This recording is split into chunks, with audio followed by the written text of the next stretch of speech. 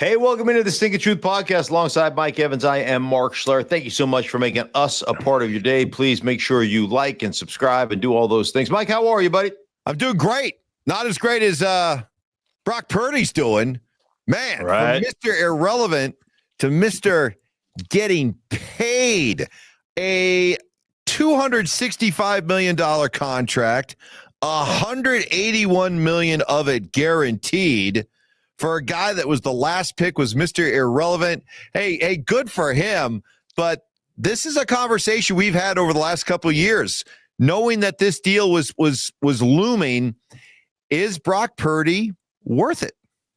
Yeah, it's really interesting because I think when you look at his story, if you will, coming out of Iowa State, Mr. Irrelevant, the last guy drafted, making $700,000-$800,000 a year, whatever it was, he'll make more per game than he made in his entire career at any point. Like, it's an amazing statistic, and we always tend to root for those guys, right? Those guys that kind of come out of nowhere. I'll tell you, inside an NFL locker room, the first round draft choices are highly scrutinized, right?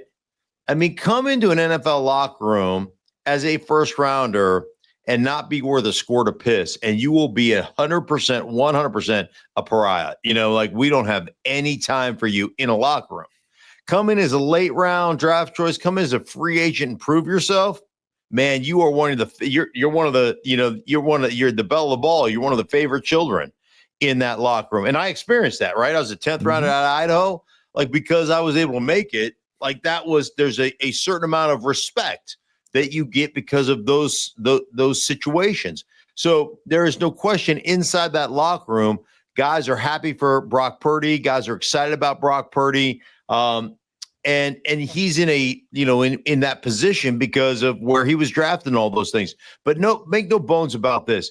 In my mind, he has earned it. But I totally understand people, outside of that organization that would argue, well, Brock Purdy, you've got Kyle Shanahan, one of the best play callers in all of football. You've had this, this star-studded roster with a Christian McCaffrey that they traded for. You've got Trent Williams at the left tackle position. You've got Deebo Samuel, who they just got rid of. You got Ayuk, who they paid a bunch of money to. You've got George Kittle, who's the best tight end or one of the best tight ends in all of football. You have been completely loaded, and you're loaded on the defensive side as well. And so people tend to not see the intricacies and the things that the nuance of Brock Purdy's game. And so they don't give him a lot of credit because they give credit everywhere else. What is his superpower, right? So when we think about the elite quarterbacks and you think about the traits they possess, what does Brock Purdy possess that makes him worth this kind of contract, joining this kind of elite franchise quarterback neighborhood, at least in terms of what they get paid? Let's talk first about tangible things. Okay. Well, if you're talking arm talent, does he have generational type, Matthew Stafford type arm talent? And the answer to that is no, he doesn't. And that's not just me saying that. That's him saying that to me in a meeting. Hey, man, I don't have generational arm talent. I never have. So I have to be able to deliver the football with anticipation. I have to really know what I'm looking at. Does he have generational athleticism? No, he doesn't. But I think he's sneaky athletic. I think he's far more athletic than people give him credit for. Does he have generational size? No, he's a fairly average, 6'1"? That's what he is.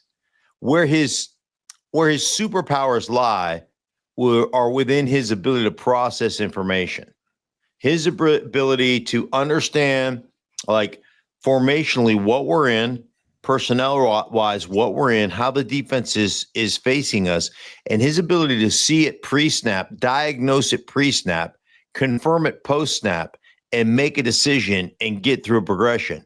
I have seen him, no question, or I've seen him on film go 1, 2, 3, 4 backside and do it under a second and a half or 2 seconds.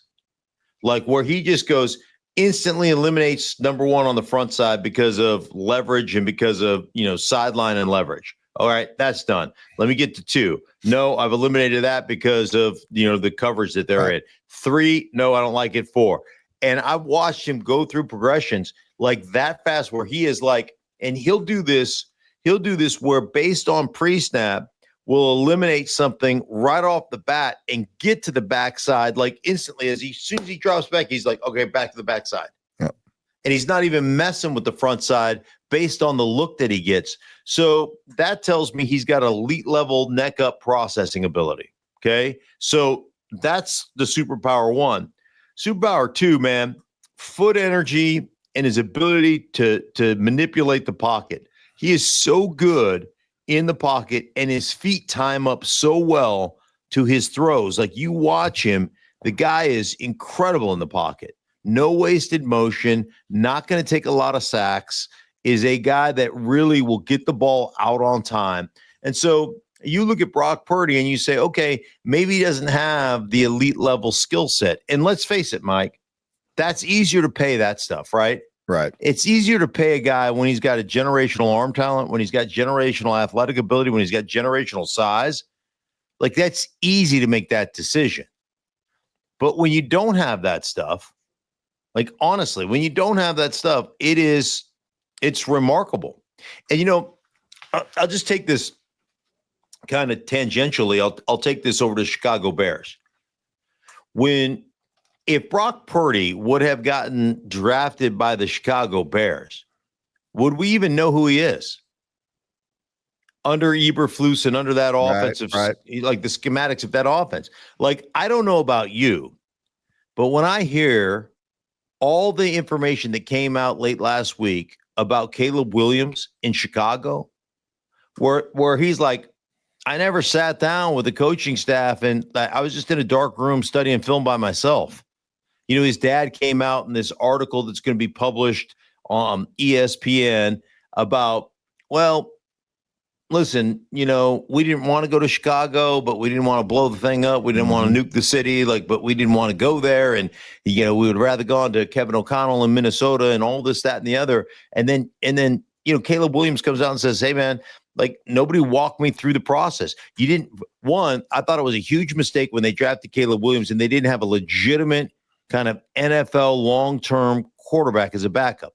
Right. There were guys that were available. Flacco was available. There were other guys available, right? Chase Daniel, is a guy that's been around the league for a long time, played in Chicago for a while, but they decided to go with Bagent. Yeah, that'll work. Let's have 2 guys that don't know what they're doing in here, right? and then when you sit there and say, hey, man, this coaching staff isn't sitting down watching film. I just remember my first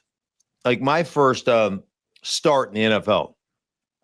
I mean, I'd walk in every morning, man, and, you're sitting there watching with your O-line coach and all the veteran players in that room would watch it with you and walk you through it and tell you, hey, man, what are we studying here? What front is this? Hey, what's the potential blitz we're going to get out of this front, right? Hey, look at where that guy is lined up. That tells me, that guy's in coverage. Hey, that tells me that guy's a potential blitzer, based upon how his feet, if you get an edge presence, right, and you've got to understand off that overhang player if he's in press or off that edge if he's in press. If his feet are level, square, that's a man coverage look. If his feet are turned, it means he's probably there's a potential blitz, right? Where's his leverage? Is he inside? Is he outside? All those different things. And I've got the coach and I've got the players coming in there. And then after practice, each day, one of the veteran players would say, hey, we're going to go watch this. Let's go look at this. Let's go look at the blitz reel. Let's go look at the 1st down and 10 reel. Let's go look at the run reel. I've got all these guys telling me. So you're telling me in Chicago, they just said, hey, rookie quarterback, good luck. We hope it works out for you. Go watch film by yourself. Yeah. I mean, you can't be with a coach all the time, but damn, it's pretty damning. Pretty damning information. And so, you get a Brock Purdy, they say, well, he's got Kyle Shanahan, so he's got an advantage. Well, nobody's going to have success. I'm surprised that Caleb Williams had the success, 20 touchdowns versus 6 interceptions. I know he took 68 sacks, but I'm surprised as hell if that was a situation that he was in, that he had the success that he had last season. Couple more thoughts on Brock Purdy. Over the time, his ranking among NFL quarterbacks since he took over in San Francisco, 4th in QBR, 3rd in passing yards, 1st in yards per pass attempt, and 7th in touchdown passes. So by a lot of the key stats, he's definitely one of the top 5, 7 quarterbacks in all the NFL. But for San Francisco as a whole, for many years there, they were able to build a roster with Brock Purdy as the quarterback because you weren't paying him anything. And Their roster depth, their roster talent was really good. But in anticipation of paying Purdy, I mean, these are the names who are gone from last year's team. Shavarius Ward, Dre Greenlaw, Talanoa Hufanga, Aaron Banks, Javon Hargrave, Malik Collins, Leonard Floyd, Deebo Samuel, Jordan Mason, all gone from last year's team. So is this one of those cases where, great, you paid Brock Purdy, but your window to build while your quarterback was making small money has passed? And what does that mean for San Francisco, the team, moving forward? Yeah, so I think one of the things that's really interesting, and I had the opportunity to do a game late, and to watch San Francisco over the last couple of years. And yeah, roster depth and talent was exceptional, has been exceptional for a while. But what people don't really understand is in the midst of what they were doing over the last 2 years, a couple of young guys developed into really good players. And so then you got the opportunity to say, okay, we're going to pay Brock Purdy, and it is what it is. And, from just an overall cap value when it comes to the quarterbacks, he's like ranked 14th overall as in the money, in the cap money that he's going to cost the 49ers. So I think it's a manageable situation at the quarterback position. But in that, Deebo is disgruntled. Deebo really has not played his best football. He has really been a declining asset since his kind of peak in 2021, I think it was, when he really exploded. And each year, 22, 23, and last year, 24, it's just been this declining scale. Plus, there's been issues there, right? Right. I mean, you saw the fights on the sideline, the issues with, the kicker and the deep snapper, Pepper. So, there have been some issues there. Ayuk should be coming back from that ACL, that torn ACL. But in the meantime, Ricky Pearsall toward the end of the season, remember he got shot last year as a rookie, in preseason, missed most of the beginning of the season, but toward the end of the season, really developed as a good young player. And so they're excited about him. Jawan Jennings, toughness, nastiness, the ability to do multiple things and be a better kind of standalone X receiver than Deebo. I think they look at Jawan Jennings and say, hey, man, that dude really, really thrived as just kind of our primary X, but he can do all the things, all the dirty work that Deebo did for us. He can do the jet sweep stuff. He can do the lineup in the backfield stuff. He can do all that. He's a tough player, was a quarterback at Tennessee, and he's got all those skill sets. Plus, he's one of the toughest dudes on our team, and that guy really developed. So we like that guy. They re-signed George Kittle. By all accounts, Christian McCaffrey is healthy again, right? So I look at this, and this is kind of standard operating procedure in the National Football League. While our older players, are timing out, if you will, getting older and not playing as efficiently as they were and having some injuries and missing some time, we're in the process of, even in a 6-11 season or whatever it was for them. I think it was 6-11. During that time, we're busy developing young players, and they've got some really good young players that came along. So I don't think there is oh gosh, what are we going to do in San Francisco as the general population is? I talked about this last year in Denver. Everybody said, oh, Denver's going to be terrible. And, they don't have their roster is bad. And I was like, whoa, just because you don't know the names on the roster doesn't mean these guys can't play football. And they showed you that I was correct. They had some really good players going 10-7 and going to the playoffs. So, I think San Francisco is going to be one of those teams that's going to be shockingly good and really going to surprise a lot of people out there that were pundits and were like, oh, they're not going to be able to get along without Deebo. They're not going to be able to get along without, all the guy Hufanga and Dre Greenlaw, the guys that you mentioned. And I just think you're gonna be sadly mistaken, because I think they're a lot better with the young players than people think they are. So every NFL team is looking for their answer at quarterback. I just wonder if there's a correlation between finding a quarterback, paying that quarterback, and being really successful. These are your 8 highest paid quarterbacks right now in the NFL per year. See if you can pick out the theme here. Dak Prescott, Joe Burrow, Josh Allen, Jordan Love, Trevor Lawrence, Tua, Brock Purdy, and Jared Goff. Those are your 8 highest paid quarterbacks in the NFL. Not one Super Bowl champion. Only 2 of them have been to a Super Bowl in Joe Burrow and Brock Purdy. So, Mark, what does that tell us about paying your quarterback and what it means for the overall success of your team? Yeah, well, I mean, I think like Super Bowl is like, that's the ultimate, right? But at the same time, those teams that you just rattled off, and those quarterbacks you rattled off, like, they get their teams to the playoffs consistently, right? And once you get to the playoffs, then it becomes about how you manage your roster, what your health is like, all those different things. So, I just look at those guys, and what I want: Josh Allen on my team, yeah. Jared Goff, yeah. Like Joe Burrow, yes, please. So yeah.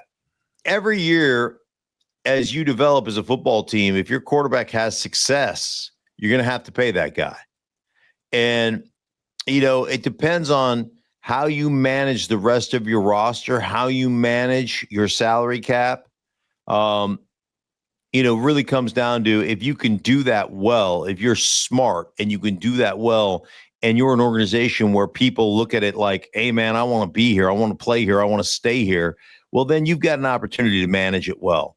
And the salary cap, and I've always said this, man, it's so fungible. It is like, teams use it as an excuse, right? Well, we paid our quarterback, we just can't afford this. We can't afford that. Those teams they don't really want to win. All I know is Kansas City, consistently with Patrick Mahomes. I remember when they gave him that 10-year, $500 million deal, and people like you and I do a radio show in Denver together, and we had guys on our radio station go, well, that's going to be it for them. Mm-hmm. They won't be able to maintain, really. Yep. Like New England Patriots maintained with Tom Brady all those years. How? Because they kept redoing the contract, pushing it out over time, As long as the guys produce, you can figure out a way to get that done. Let's talk about one of your favorite guys, Russell Wilson. Yes. I guess the king of New York, right? I mean, everywhere I turn, he's at Madison Square Garden taking in the Knicks. He's at the Yankees and the Mets. I mean, if I didn't know any better, this guy is like the dude. He's one of the kings of New York.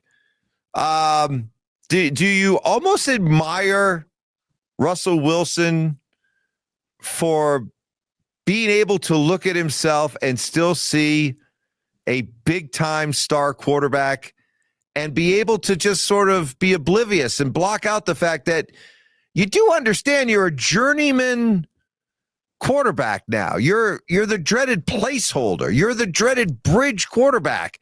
And yet I almost got to just admire a guy's swagger and belief in himself that he can still go out there and act like he is the dude.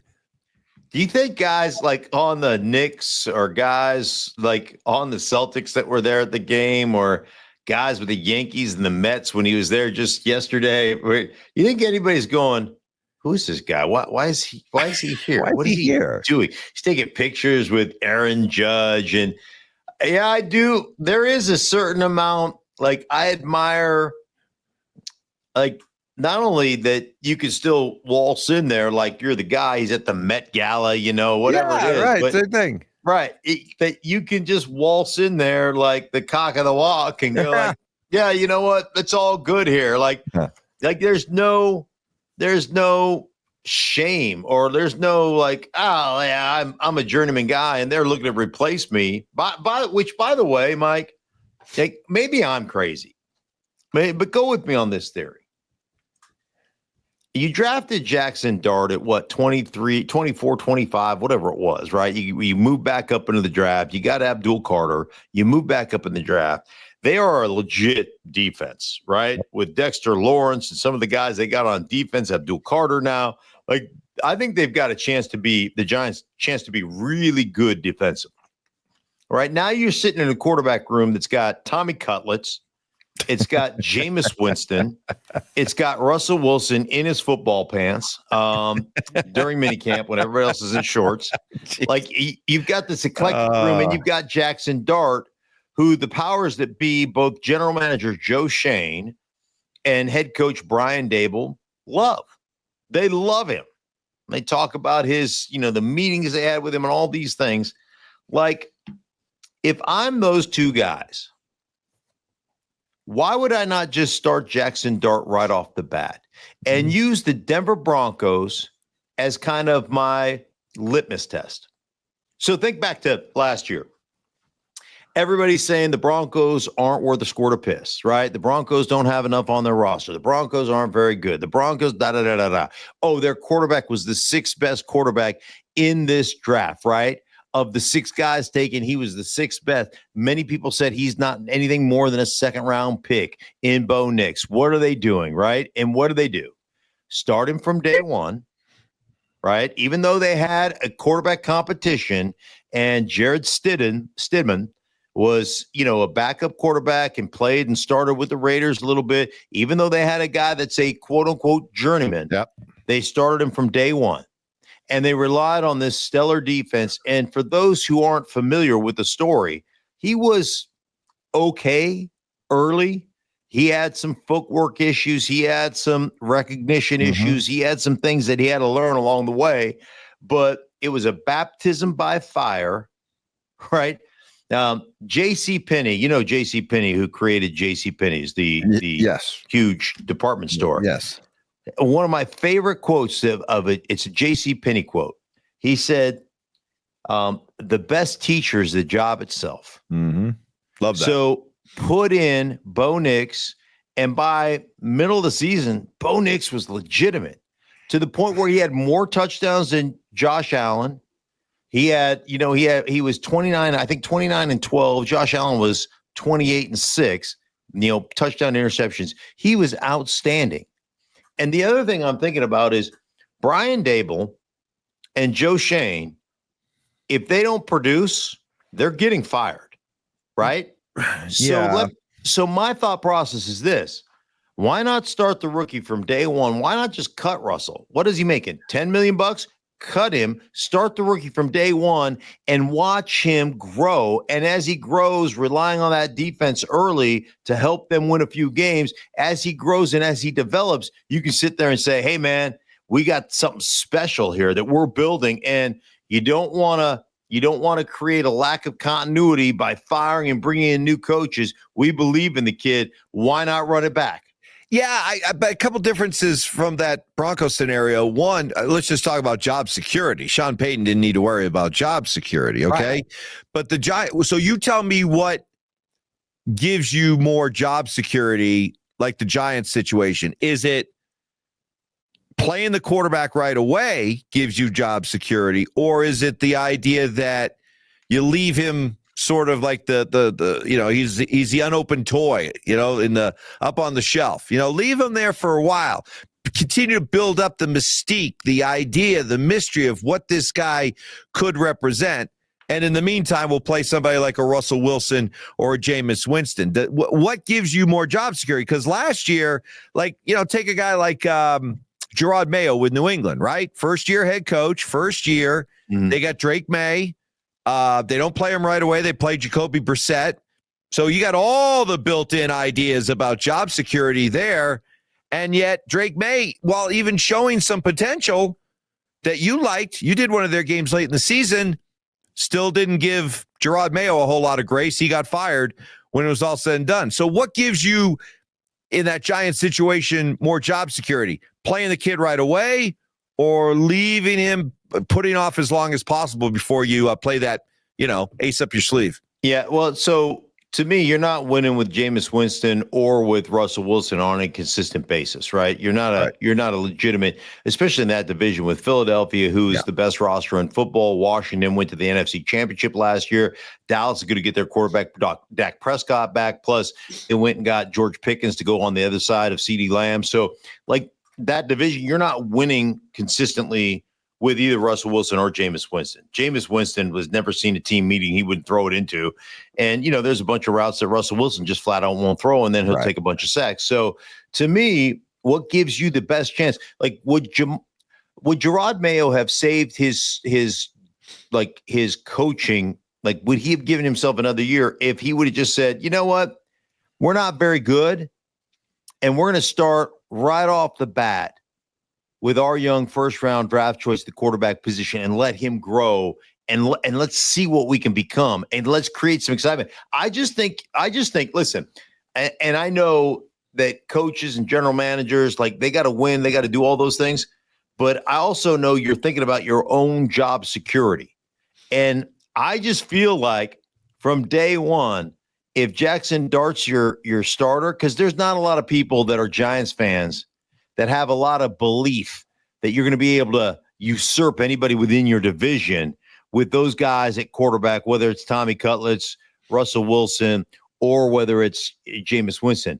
But what if the young kid comes in, plays better than expected, they lean on that defense, you start winning some games, you start stringing a couple together late in that, does that have, maybe, to me, that has a better chance of saving your job than saying, let's play Russell Wilson until the bye week and then move on like everybody does, then move on to Jackson Dart.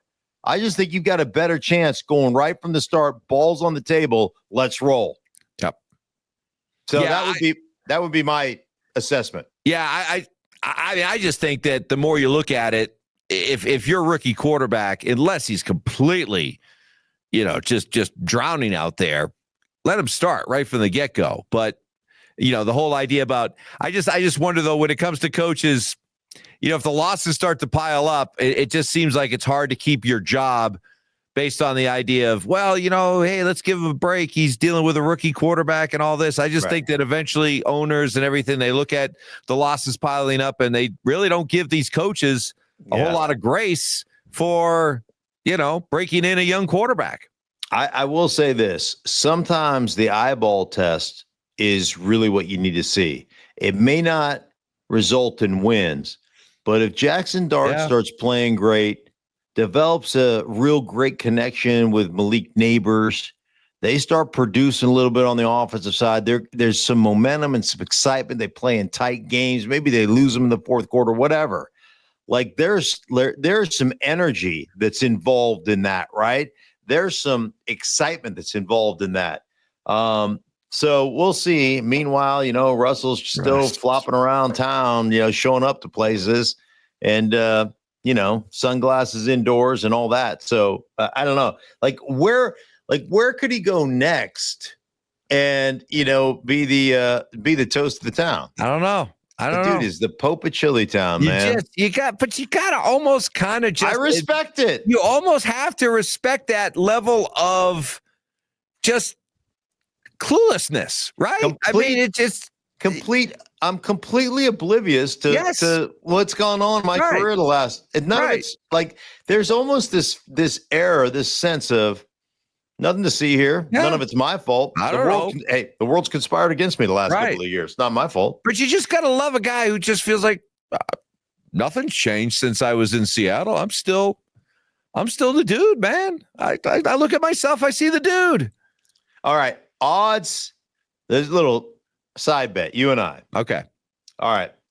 Odds that Russell Wilson starts the season or Jackson Dart starts the season.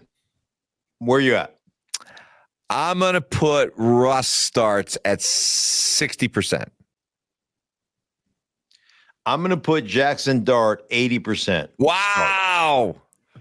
I just say, I don't have any inside information. And Is it because that Russ annoys me? Maybe that's it. Maybe a little. Maybe bit I'm a more little than bit. it. Maybe just a wee bit biased. Yeah, maybe. But for me, it just makes sense. Why would I kick the can down the road with a guy that I know isn't going to win me anything? Yeah.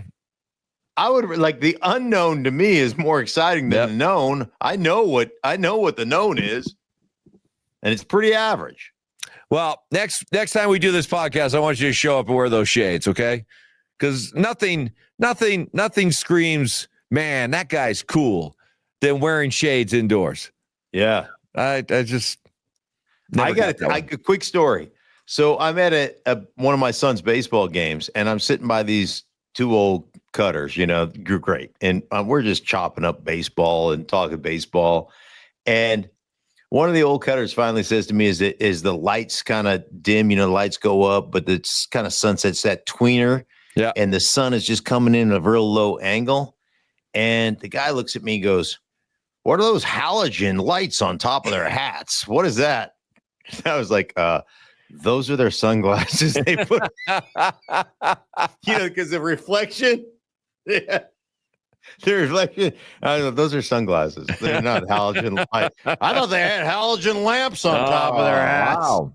Well, hey, for at least one time, you're not the I'm not get off my lawn guy. You're the actual. I wasn't the oldest cutter. You're the hip guy. You're the hip guy, right? Yeah. It was great. It was great. Those guys were awesome. Mitch and Larry. Mitch and Larry. Mitch and Larry. They winter in Florida. Okay, Mitch and Larry. Back to New Jersey. Back to Jersey. All right. Yeah, back to Jersey. All right. All right. Hey, for everybody involved in the Stinkin Truth podcast, man, we appreciate you guys watching. Thank you so much. And we'll be back with you later on this week. For Mike, I'm Mark. Thank you guys, and we'll talk to you soon.